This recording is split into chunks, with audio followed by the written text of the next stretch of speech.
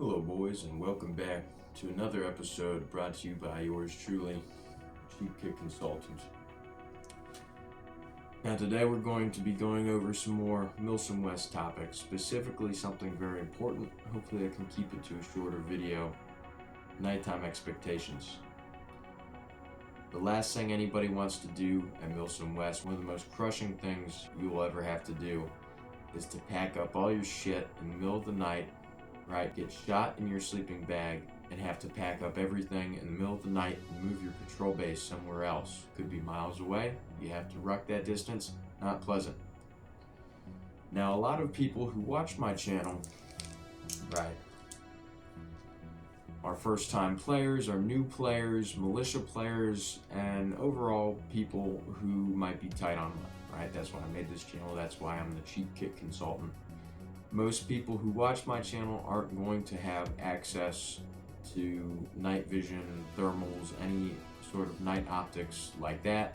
So detecting people at night is going to be another can of worms, but there's at least a few basic procedures that you can take to keep you and your team safe from getting detected and compromised at night. So let's get into that. The first thing is red lights, right? A lot of guys I see use headlamps with built-in red light features for them. That's absolutely good, right?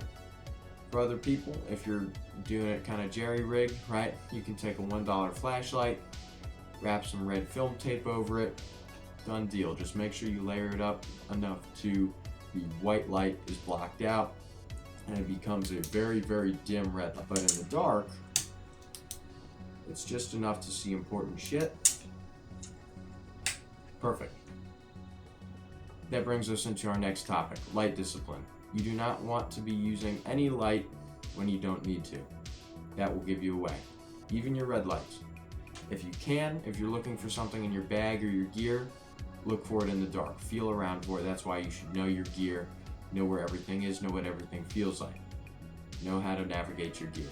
So you can avoid using any sort of light. You should only be using white lights during active engagements, and even during active engagements, only sometimes. If there's any friendlies in front of you, you should not be turning your white light on. You should not backlight your friendlies. That will kill them. That will get their exact location silhouetted and given away to whoever you are shooting at, and they will kill them. You should only be flashing the white light on while you're actively firing and actively shooting. Otherwise, do not keep it on and keep your position actively announced for everybody to see in the woods. Do not use your white light while rucking. If you absolutely need to, sometimes depending on the situation, you will be allowed to use your red light during a rough infill for certain things. Now, our next topic, aside from light discipline, is a big one. I've seen a lot of people make this mistake. No open flames past dark. Right? Once the sun goes down, you should not be smoking, you should not be cooking. No Esbit stoves, no jet boilers, anything that produces an open flame, you should not be using it after the sun goes down. Maybe that and smoking might not produce a lot of light, but the heat signature it produces is enough to give you away very, very easily, right? So keep your smoking and your cooking to the daytime only. Next thing, a small thing I'll throw in here, fire watch schedules, right? Rosters. Make sure everybody knows, I like to say before you step off, everything that's going on, right? At the very least, when it comes down to Firewatch, everybody in the squad, everybody in the team should know when they're pulling Firewatch, with whom they're pulling Firewatch, and who they're going to wake up for the next shift when. As long as everybody knows that, and of course things change, people drop out, people get injured, sometimes battle buddies have to change, make adjustments, be flexible. But as long as you go into it having a baseline of knowledge of what is going on, everything will run a lot smoother, I guarantee it. Now, going along with Firewatch, we have our next topic is noise discipline, especially on Firewatch, both during the day and the night, right?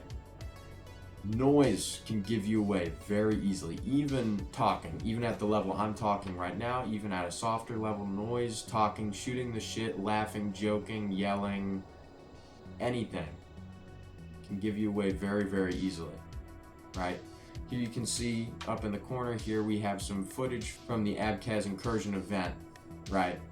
Our platoon was told to climb up the side of a mountain and search the top of it for a patrol base, to which we rolled an entire patrol base. Why?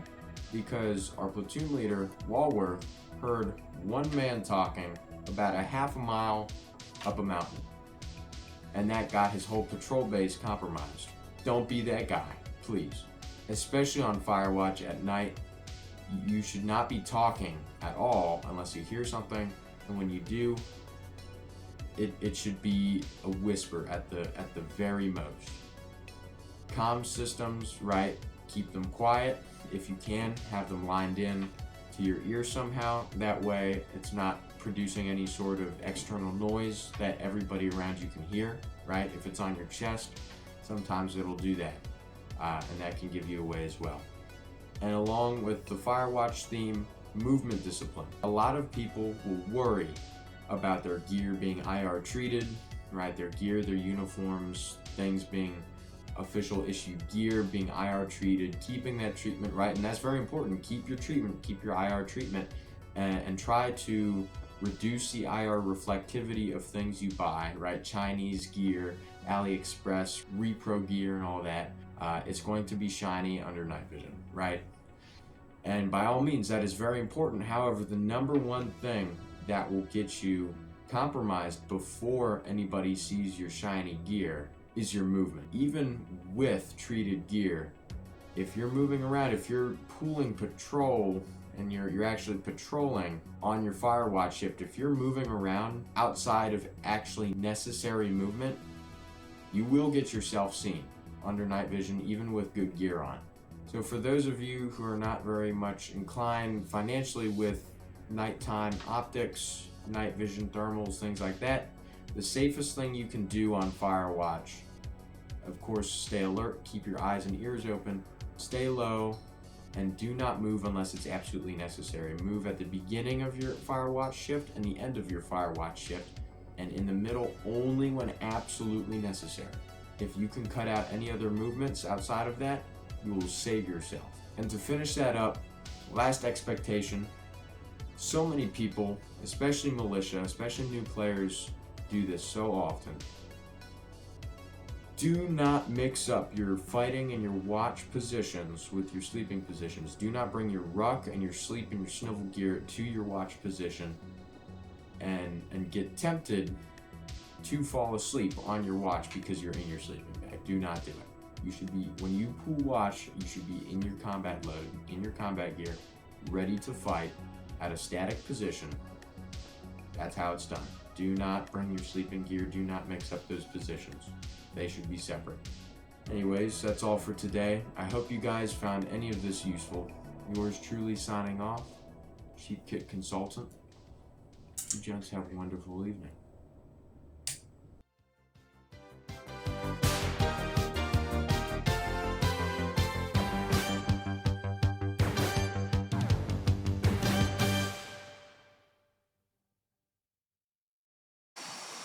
Holy shit, a toad! I have a photo idea.